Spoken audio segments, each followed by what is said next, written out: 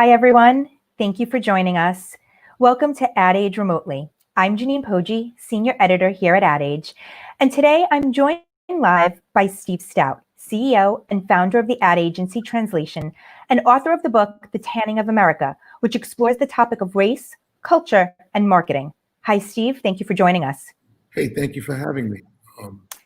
Before we get Steve. No, it's bittersweet, the topic that we're going to discuss today, but it's absolutely important and timely. So Absolutely. I'm glad you're here to chat with us about it today. And before we get started on that, if you have any questions watching at home or comments, feel free to leave them on our social channels and we'll try to get to them during our conversation.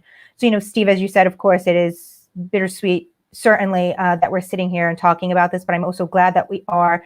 This week we've seen a bunch of brands respond to the death of George Floyd at the hands of police officers and the resulting protests in the form of tweets and commercials.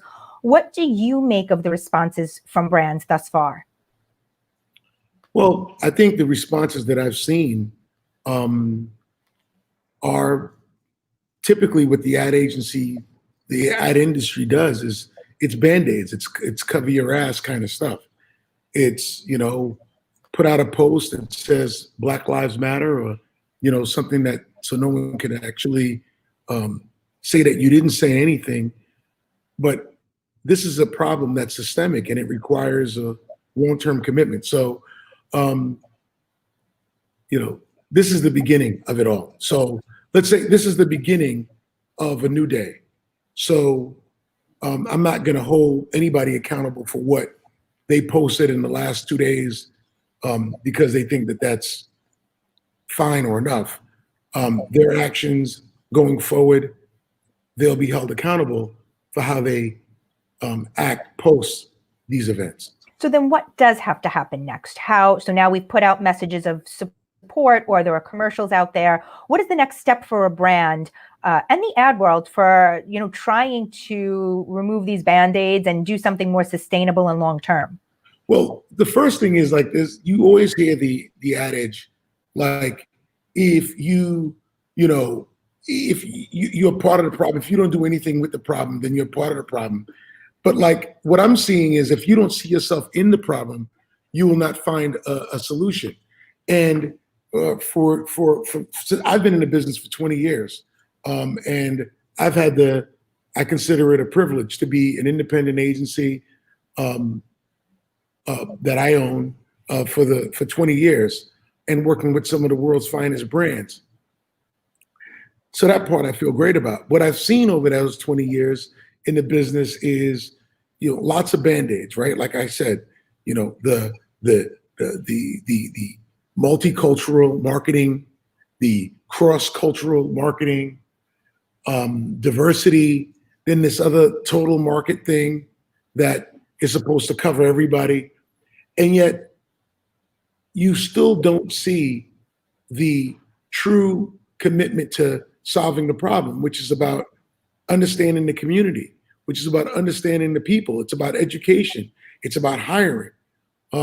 So there's clearly a diversity problem in our industry, and that diversity problem has been addressed with, I think one of the things that they've done is they've given more specifically white women higher, roles within companies. But at the same time, white women is just one aspect of diversity. African Americans, African American women, African American men are also a big part of diversity, and that has an inclusion, and that has to be solved. So it really starts with not just an advertising campaign per se. That's nothing. That's casting. I'm talking about truly investing in the communities in which you operate and do business. And, we've seen from an HR perspective, these ideas of hiring these, roles to help improve diversity and inclusion at companies.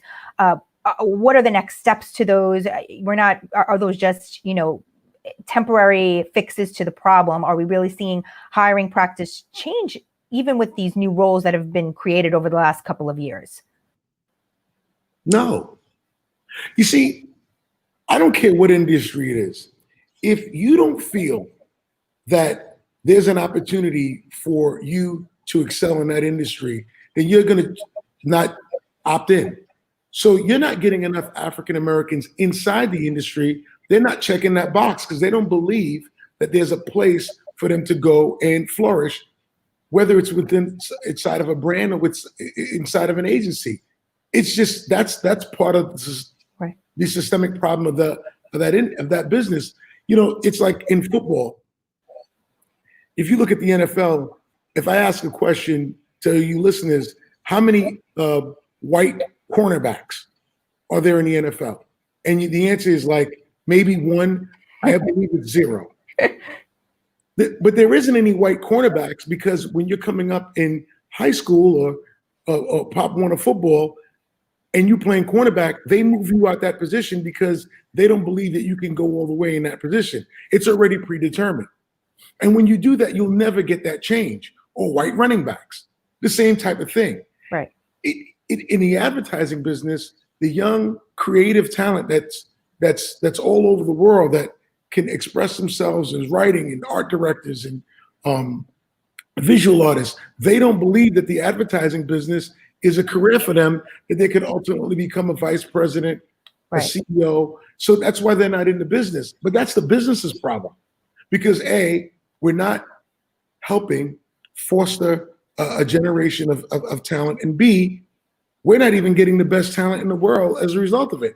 So we're hurting ourselves. It would seem that we would even want to start then with internship programs and things of even getting people into the agency world and the advertising world, because if it's starting from a place where they don't even think they could be a part of the culture, I would think that there'd be even more work that needs to be done at those early levels when people are making career choices. Well, on the ad agency side, internships is cool. Obviously, internships, there's always going to be internships. I'm talking about real investment in talent and people beyond internships. Internships, you know, done with the commitment to hire, done with a commitment to be an ongoing program where there's investment.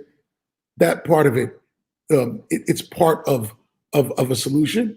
On the brand side, obviously, there's internships and then there's hiring and opportunity so that there's wealth creation and there's a pathway to success.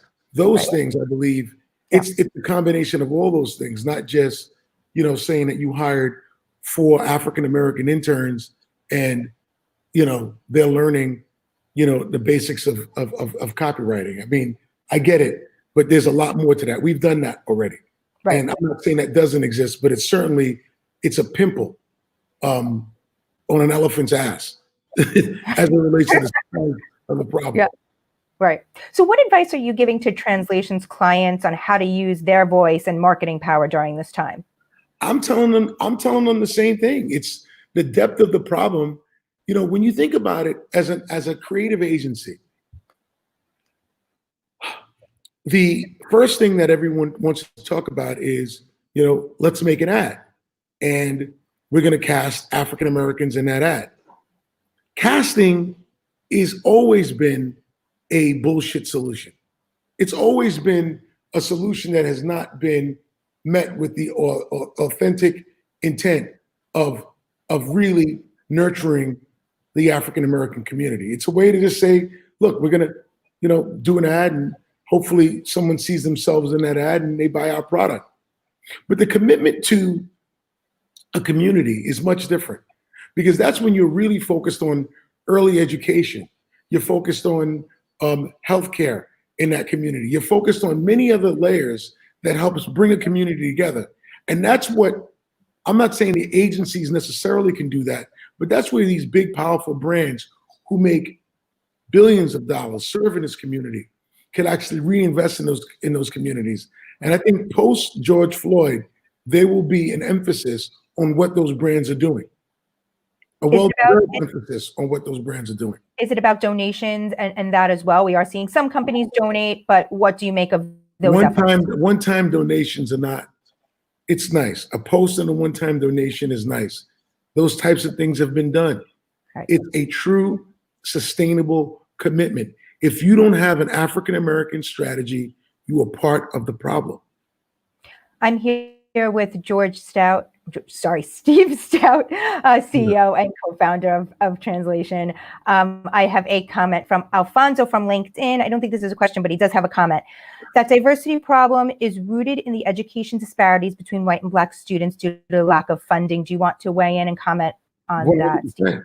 I think he's right. It's, once you come out the gate, early education is such a big problem that when you go into some of these communities and you have working moms, they don't even have the ability to put their kid in proper child care in which these kids are getting learning while their mom is at work. There's not premium and quality child care in a lot of these African-American neighborhoods are not necessarily there. So therefore, by the time these kids get to kindergarten, they're already at a disadvantage. So they come out the gate bad. And then you add public school on top of that. And then obviously we know where this thing goes as it relates to education and opportunity. So yeah, I think early education is a very, very important part of helping set a child off on the right track. And it's lacking in African-American neighborhoods. And we need the companies and the brands and the agencies and the community as a whole to come together. And that's one of the topics that needs to be not just tackled and tabled, but now be something that's a focus and an emphasis that education is critical at solving the long-term problem. Does COVID-19 only amplify these problems? COVID-19 amplified the problem because there's a couple reasons why, but let's just start with the fact that people don't have jobs. And if you're a person who just put yourself in this predicament where, you lost your job and you went from a person who had a job that was paying their bills, paying their rent, aspiring to a pathway to middle class, owning a home, et cetera, and now you're standing in line at a food bank. And then while you're standing in line at a food bank, thinking that your local governor or mayor is going to lift the bans and you're going to be able to get back to work and the economy will recover, George Floyd gets murdered on camera. You start to feel immediately like you're going backwards. Mm-hmm. You're at a food bank, you got no job, and they're killing your own. What do you think is going to happen? Exactly what's happening. Right. You, in January, were tapped to lead a rebrand of the New York Knicks. What do you make of how the team and James Dolan, who initially, refrained from making a statement, but did follow up with a statement saying he condemns racism against anyone? What are your thoughts on how he responded and how the response was initially handled, and then, sort of his second comment? An internal memo, right? An internal memo was leaked. And that's first and foremost unfortunate. I can only say that, when an internal memo gets leaked, then obviously anyone can focus on any aspect of that memo that was meant to go to your internal teams and put it out there. That's not right.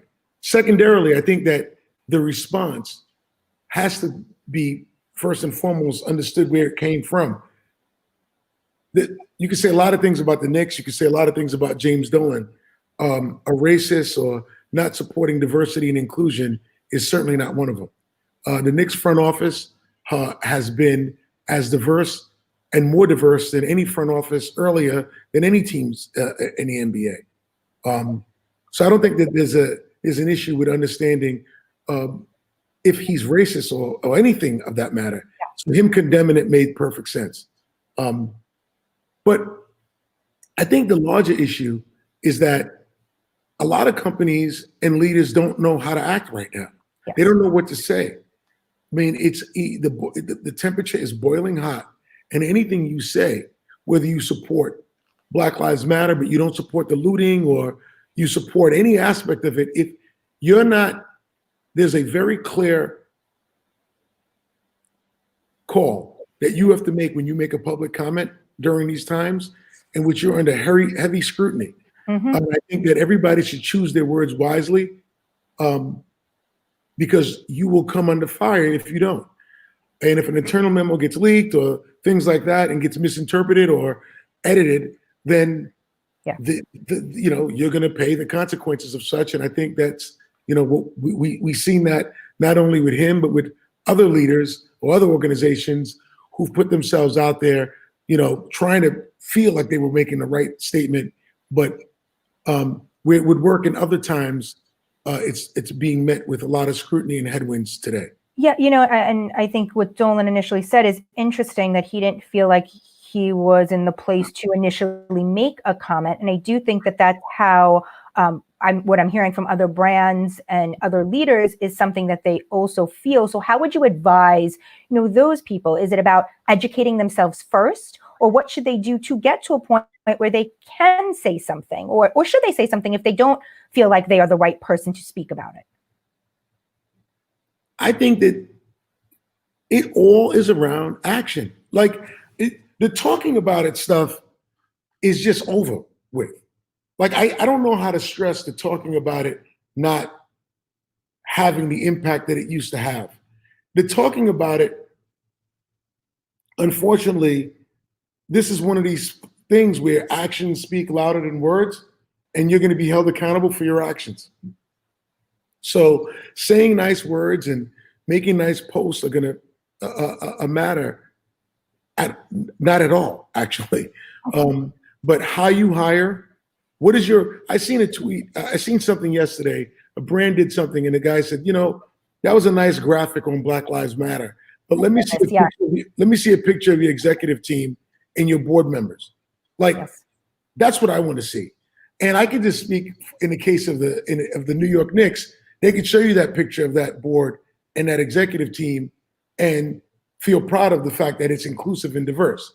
Right. I can tell you that a lot of other companies have written checks and made posts, but can't show you a picture of their executive team and board, because if you look at it, you're going to realize that's part of the core problem. Well, and I think that's also the initial backlash that Nike received after its commercial for critics saying, well, look internal first to see the problem before you put out a commercial and things like that. I think that's sort of echoing what you're saying now. 100%. And look, when I remember, when Nike did the Colin Kaepernick advertising, which won all the awards in our industry, there were still many people that felt like what they were doing was taking advantage of a moment. They realized siding with Kaepernick, and it was where young people were, and if they backed them, they would reap rewards from it. Look, they did it. President Obama actually made a public statement about that he didn't buy into that advertising, that it was just gimmicks.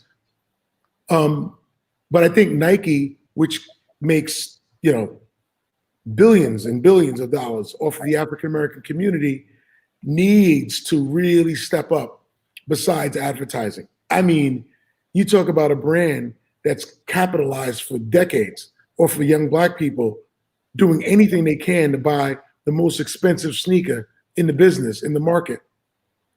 They have to make a very clear effort to do something to help these communities. And if they don't do that in a loud way, then they will come under fire, and constantly under fire. I'm Janine Poggi, and I'm here with Steve Stoute, who is the founder of Translation. We're talking about what brands should do in this moment and the actions that they should be taking versus the words that they should be saying. But what are some of the things that they should absolutely not do at this point? Do anything they're not committed to. Brands have had the opportunity in the past, when something was happening in the world, to put out a timely tweet or message or write a check to the NAACP and then reference the fact that they put out a tweet and wrote a check to the NAACP as a way to move on. Because this problem is something that is systemic, and as a result of hitting this boiling point will be omnipresent, that there's a solution that needs to be ongoing, that those days are over with. Yeah. Right? So if you're not doing anything that you're committed to, that truly committed to, I advise you, don't even start down that path. Don't even start down that path of doing something because you think, like in the past, it will just blow over and you can reference your donation and tweet. That's over with. Think about it. Put together a strategy. Hold yourself accountable to the same KPIs you hold your business accountable to the same KPIs you hold your every other department to. Make sure that you have those KPIs set up for how you treat and approach the African American community, the African American consumer segment, and just your dedication and commitment to humanity and diversity. Is there a lack of research being done internally at these companies of what the African American consumer wants and needs to hear from them? You know, we hear about all this research that companies like to do. Are they spending any time thinking about this? And is that the problem? The research is truly surface. The research is, you know, I've been in meetings where it's like, well, we're going to spend an example. We're going to spend $100 million in media. Okay, great. We're going to spend 13% against African Americans, 30% against Hispanic, and the rest in general market. Well, why? Where'd that come from? Well, African Americans make up 13% of the population. Hispanics are fast growing at 30%, and the rest is general market. And I'm sitting there thinking, where is this research coming from? Like, you think just because African Americans make up 13% or 14% of the population, that has anything to do with the fact that they are 50% of the impact?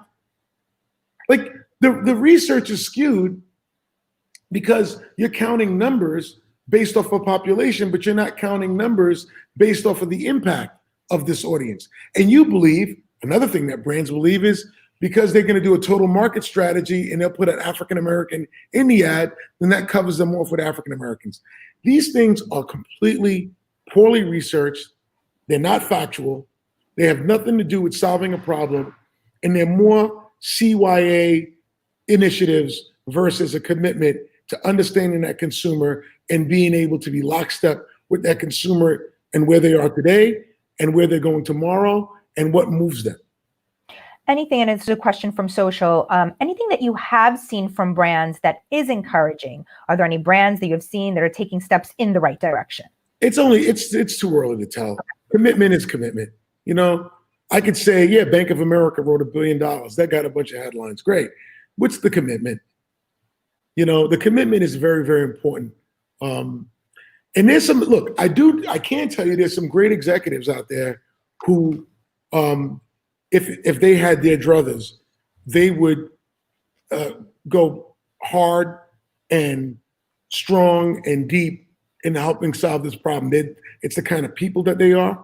And hopefully with what just took place, they get a seat at the table of where the money is invested going forward. And I want to do this talk a year from today. I was just going to ask you. I was going to say, if we can do this a year today, and really, because I have no problem saying anything that I believe is true. Nothing. Yeah. When you're an independent agency, you know, there's a lot of pros and cons to that. One of the pros is I can decide which money I want to take, and I also can decide the decisions and the investments I want to do, and I'm not necessarily held accountable by a public company who wants to make the quarter. Right. I want to hold my clients accountable. I want to see the industry at large be held accountable, whether it be the ANA or other organizations that are the 4As or other organizations that are saying that they are committed. I would say, you know, the 4As have done a really strong job. The team over there, I want to see what the ANA does.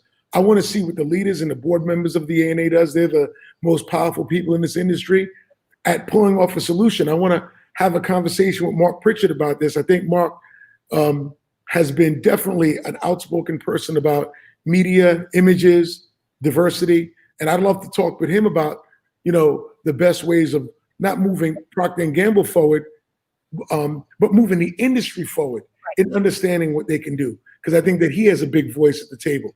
So there's a lot of work to be done. And if we can do an interview a year from now and put a report card out and like literally be transparent about what Nike's done, what this brand has done, what that brand has done, you know, I think that will be the only way for us to really talk about if there's been commitment and progress. Absolutely. I'd love to keep this conversation going. Hopefully even sooner rather than later, we can check in and see what progress is. We can do a quarterly check-in. We can do a quarterly. Let's do a check-in. We can do a quarterly check-in. I'm fine with that. I would like that. And thank you today for joining us and sort of laying, hopefully, what will be the groundwork for conversations over the coming weeks and months and years. Well, like I said, I'm proud to be in this industry.